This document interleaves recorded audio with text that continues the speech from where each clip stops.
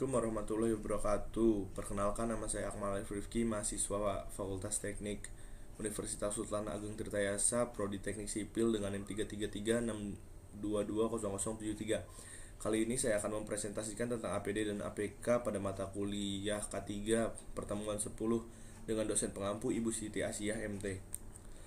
Pertama ada definisi APD dan APK. Definisi APD adalah alat pelindung diri atau APD adalah peralatan, perangkat, atau produk yang dirancang dan digunakan untuk melindungi pengguna dari risiko dan bahaya yang ada di tempat kerja atau lingkungan tertentu. Tujuan utama APD adalah untuk mengurangi kemungkinan cedera, kerusakan, atau penyakit yang dapat timbul akibat paparan terhadap faktor-faktor berbahaya seperti bahan kimia, radiasi, suhu ekstrim, kebisingan, debu, benda tajam, atau bahaya fisik lainnya.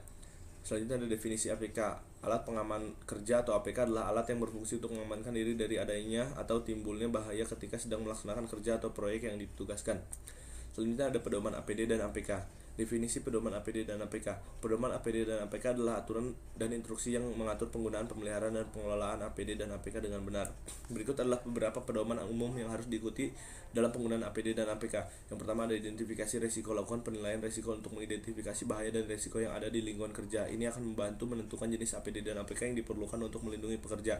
Yang kedua ada pemilihan APD dan APK yang tepat. Pilih APD dan APK yang sesuai dengan risiko yang diidentifikasi. Pastikan APD dan APK memenuhi standar keselamatan yang berlaku, memiliki kinerja yang sesuai dengan kebutuhan. Yang ketiga ada instruksi dan pelatihan. Berikan instruksi pada pekerja mengenai penggunaan APD dan APK yang benar dan pentingnya kepatuhan terhadap pedoman penggunaan. Lakukan pelatihan kepada pekerja untuk memastikan mereka memahami cara menggunakan APD dan APK dengan aman. Yang keempat ada pemeriksaan dan perawatan rutin. Lakukan pemeriksaan rutin terhadap kondisi APD dan APK. Periksa apakah ada kerusakan, keausan, atau kegagalan fungsi yang dapat mempengaruhi kinerja APD dan APK. Perawatan rutin dan perbaikan yang diperlukan harus dilakukan sesuai dengan petunjuk produsen. Selanjutnya ada penyimpanan yang tepat. Simpan APD dan APK dengan benar di tempat yang sesuai seperti lemari khusus atau rak yang terpisah dari bahan berbahaya atau kondisi yang dapat merusak APD dan APK. Pastikan APD dan APK disimpan dalam keadaan yang bersih, kering, dan terlindungi dari paparan sinar matahari langsung atau suhu ekstrim. Yang keenam ada penggantian APD dan APK. APD dan APK memiliki umur pakai terbatas. Gantilah APD dan APK sesuai dengan jadwal yang direkomendasikan oleh produsen atau ketika APD dan APK mengalami kerusakan atau keausan yang signifikan. Yang ketujuh ada penggunaan bersamaan. Beberapa situasi mungkin memerlukan penggunaan lebih dari satu jenis APD dan APK. Pastikan APD dan APK yang digunakan bersamaan tidak saling mengganggu atau mengurangi efektivitas perlindungan. Yang keenam ada evaluasi dan perbaikan.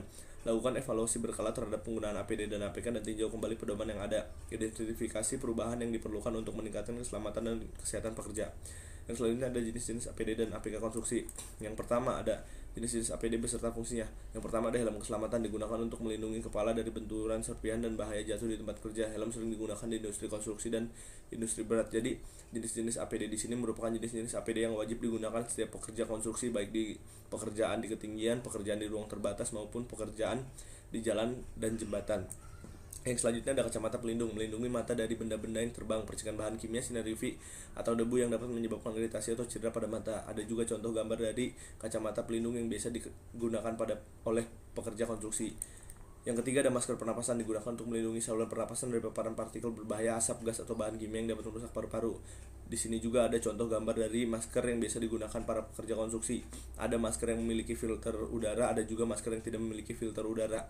Yang selanjutnya ada sarung tangan, tersedia dalam berbagai bahan seperti karet, nitril, atau kain khusus yang digunakan untuk melindungi tangan dari bahan kimia, luka bakar, potongan, atau kontaminasi. Di sini juga ada contoh gambar dari sarung tangan yang biasa digunakan para pekerja konstruksi. Ada beberapa contoh gambar juga. Yang selanjutnya ada rompi pelindung, menyediakan perlindungan untuk bagian atas tubuh seperti dada dan punggung. Rompi pelindung sering digunakan di industri konstruksi dan pekerjaan yang melibatkan risiko benturan atau tumpahan bahan kimia. Di sini juga ada contoh gambar dari rompi pelindung. Biasanya rompi pelindung memiliki garis yang reflektif terhadap cahaya. Apabila dia terkena cahaya, dia akan memantulkan cahaya tersebut. Jadi aman digunakan pada malam hari oleh para pekerja konstruksi. Yang selanjutnya ada sepatu pelindung, dirancang khusus untuk melindungi kaki dari benda yang jatuh, bahan kimia, atau bahaya lainnya di tempat kerja. Sepatu pelindung memiliki penutup baja atau komposit di ujungnya. Di sini juga ada contoh gambar dari sepatu pelindung yang biasa digunakan para pekerja konstruksi. Yang selanjutnya ada pelindung telinga, digunakan untuk melindungi pendengaran dari kebisingan berlebih atau suara yang berbahaya di lingkungan kerja seperti konstruksi, industri, atau lapangan terbang.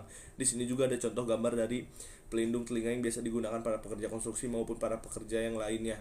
Selanjutnya ada pakaian pelindung, termasuk pakaian keselamatan yang dirancang untuk melindungi tubuh secara keseluruhan dari bahan kimia, panas, suhu ekstrim, atau bahaya fisik lainnya. Di sini juga ada contoh gambar dari pakaian pelindung yang biasa digunakan para pekerja konstruksi, di mana dia memiliki garis yang reflektif juga terhadap cahaya, akan memantulkan cahaya. Yang selanjutnya ada full body harness, berfungsi sebagai perangkat penahan jatuh yang digunakan untuk menghubungkan pekerja dengan sistem penahan jatuh seperti tali pengaman atau kabel pengaman. Harness ini secara efektif mencegah pekerja jatuh bebas dan menyediakan titik mengikat yang aman. Di sini juga ada contoh dari full body harness yang biasa digunakan pada pekerjaan di ketinggian. Yang selanjutnya ada jenis APK beserta fungsi. Yang pertama ada safety cone sebagai pengaman kerja untuk memberi batas kerja sehingga yang tidak berkepentingan tidak masuk area pekerjaan tersebut. Di sini juga ada contoh gambar dari safety cone. Biasanya safety cone itu berwarna terang, seperti contohnya di gambar ini berwarna ungu, berwarna orange dengan garis reflektif berwarna putih. Apabila terkena cahaya dia akan memantulkan cahaya tersebut, sangat cocok digunakan pada malam hari. Yang selanjutnya ada rambu kerja, digunakan sebagai peringatan bahwa di kawasan yang bersangkutan sedang berlangsung pelaksanaan kerja atau under construction, yang melewati kawasan tersebut harus meningkatkan kewaspadaan. Di sini juga ada contoh gambar dari rambu kerja, di mana rambu tersebut menandakan bahwa sedang ada konstruksi yang sedang dilakukan di daerah tersebut. Yang selanjutnya ada penghalang atau barricade, digunakan untuk menutup lalu lintas jalan atau kawasan pekerjaan yang mengharuskan jauh dari keramaian orang banyak untuk jalan yang lebar atau batas yang lebih panjang. Penghalang jalan dipasang berderet-deret memenuhi garis batas yang dikehendaki. Di sini juga ada contoh gambar dari barricade-nya.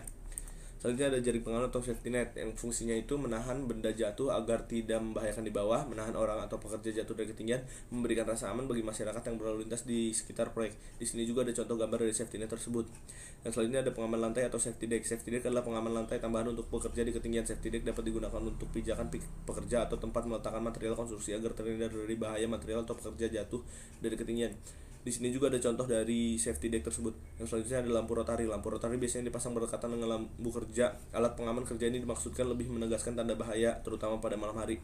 Lampu rotari juga biasanya digunakan sebagai tanda bahaya apabila sedang terjadi kecelakaan kerja ataupun bencana alam yang sedang terjadi di proyek konstruksi tersebut.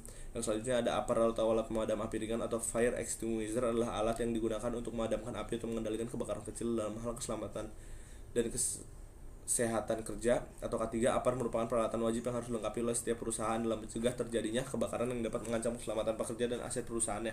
Di sini juga ada contoh gambar dari APAR, mulai dari ukuran kecil sampai ukuran besar. Di sini ada APD dan APK yang digunakan pada pekerjaan di ketinggian. Ini merupakan APD yang wajib digunakan pada pekerjaan di ketinggian, tetapi hanya untuk pekerjaan di ketinggian biasanya digunakannya. APD yang wajib digunakan para pekerja konstruksi yang seperti saya telah jelaskan tadi, seperti contohnya helm, kacamata pelindung telinga, masker, rompi, baju pelindung, sepatu, sarung tangan. Yang pertama ada safety belt, memiliki fungsi yang sama seperti full body harness, tetapi safety belt hanya dikaitkan ke pinggang serta bagian lanyard dikaitkan ke angkor. Ini merupakan gambar dari safety belt tersebut. Yang kedua ada full body harness, sama seperti yang telah saya jelaskan tadi. Di sini juga ada contoh gambarnya. Yang ketiga ada lifeline. Alat ini berbentuk tali pengaman fleksibel yang terbuat dari kawat, serat atau anyaman. Lifeline biasanya dikaitkan pada anchor point. Ada juga standar dari lifeline, harus memiliki kekuatan daya tarik minimum 2,75 ton atau setara dengan diameter tali 60 mm. Lifeline bisa dipasang secara vertikal ataupun horizontal sesuai dengan kebutuhan. Di sini juga ada contoh gambar dari lifeline tersebut. Yang keempat ada retractable lifeline. Alat ini juga mempunyai fungsi yang baik. Alat ini akan menarik serta mengunci tubuh ketika terjadinya tarikan secara tiba-tiba. Maka dari itu retractable lifeline harus terpasang pada posisi tubuh dalam keadaan tegak. Di sini juga ada contoh dari retractable lifeline tersebut. Yang kelima adalah lanyard. Fungsi benda ini umumnya untuk menahan guncangan. Jika pekerja terjatuh bebas, pekerja bisa menggunakan lanyard untuk membatasi guncangan ketika jatuh bebas dengan panjang maksimum 1,2 meter. Di sini juga ada contoh gambar dari lanyard. Yang selanjutnya ada APK yang digunakan pada pekerjaan di ketinggian. Yang pertama ada jaring pengaman atau safety net, seperti yang telah saya jelaskan tadi. Fungsi-fungsinya juga ada dan juga gambarnya juga ada. Yang kedua ada pengaman lantai atau safety deck. Seperti yang telah saya jelaskan tadi, safety deck adalah pengaman lantai tambahan untuk bekerja di ketinggian. Di sini juga ada contoh gambar dari safety deck. Yang selanjutnya ada safety cone sebagai pengaman kerja untuk memberi batas, seperti yang telah saya jelaskan tadi. Ada juga contoh gambar dari safety cone tersebut. Yang selanjutnya ada lampu rotari, ada contoh gambarnya, ada juga pengertian atau fungsinya. Yang selanjutnya ada APAR. APAR biasanya wajib ada di setiap pekerjaan konstruksi untuk mencegah terjadinya kebakaran. APD dan APK yang digunakan pada pekerjaan di ruang terbatas. Biasanya APD yang digunakan pada pekerjaan di ruang terbatas juga sama seperti APD yang wajib digunakan pada pekerjaan konstruksi lainnya. Tetapi pada pekerjaan ruang terbatas ini ditambah dengan tabung oksigen, karena Pekerjaan di ruang terbatas adalah pekerjaan yang dilakukan di ruang sempit yang memiliki kadar oksigen yang rendah. Biasanya juga di ruang terbatas tersebut memiliki gas-gas beracun. Untuk meminimalisir hal tersebut, makanya ditambah tabung oksigen tersebut. Selanjutnya ada APK yang digunakan di pekerjaan ruang terbatas. Di sini ada barricade, ada safety cone, dan ada alat tambahan yang berbentuk segitiga sebagai penopang dari orang yang akan masuk ke dalam untuk mencegah terjadinya hal-hal yang tidak diinginkan apabila orang tersebut pingsan ataupun terjadi kecelakaan kerja ataupun kehabisan oksigen dari tabung oksigen, untuk mempermudah orang yang ada di luar untuk menarik orang tersebut.